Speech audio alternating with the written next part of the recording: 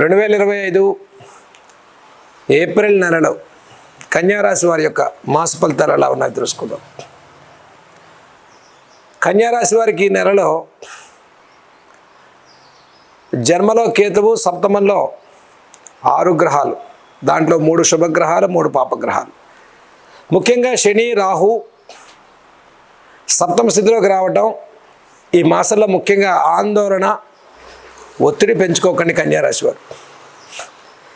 జన్మకేతు ప్రభావంతో ఉగాది నుంచి 6 గ్రహాల యొక్క ప్రభావంతో కన్యారాశి వారికి సప్తమ స్థానంలో పెరగటం, కుటుంబ విషయాల్లో, జీవిత భాగస్వామి విషయాల్లో కాస్త శ్రద్ధ పాటించండి.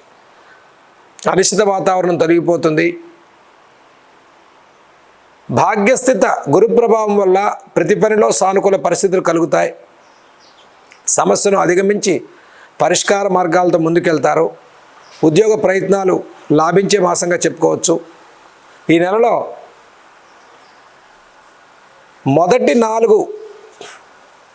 2 వారాలు కూడా చాలా ప్రోత్సాహకరంగా ఉండేటువంటి అవకాశాలు గోచరిస్తూ ఉన్నాయి. తర్వాత 2 మాసాలు మధ్యమైనటువంటి ఫలితాలు కలుగుతాయి. 2 వారాలు, 4 వారాల్లో కన్యారాశి వారు ప్రతి ప్రయత్నంలో ఒక సానుకూలంగా ప్రోత్సాహవంతంగా ముందుకెళ్తారు. కాస్త శ్రమకాలం పెరుగుతుందని చెప్పుకోవచ్చు. సుదూర ప్రాంతాలకు ప్రయాణాలు, ఉద్యోగాల్లో మార్పులు, నూతన ఉద్యోగ ప్రయత్నాలు, నూతన అవకాశాల కోసం ఎదురు చూసేవారికి ఉపాధి అవకాశాలు పెరుగుతాయి. వ్యవసాయదారులు, కార్మికులు, కర్షకులకు, చిన్న తరహా వ్యాపారస్తులకు కూడా ఫైనాన్షియల్గా చాలా సానుకూల పరిస్థితులు ఉంటాయి. గురుబలంతో ముందుకెళ్ళే కన్యారాశి వారు ప్రతి వ్యవహారంలో కూడా అనిశ్చిత అనేది మన మనస్సులో ఆలోచనే తప్ప ప్రాక్టికల్గా మీరు చేసే ప్రతి పనిలో చక్కటి విజయాలు లభిస్తాయి. ధైర్యంతో ముందుకెళ్ళండి.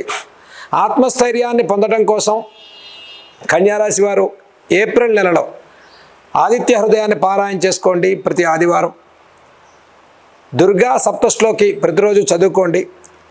జన్మకేతు దోషానికి గణపతి యొక్క ఆరాధన విశేష ఫలితాలను ఇస్తుంది.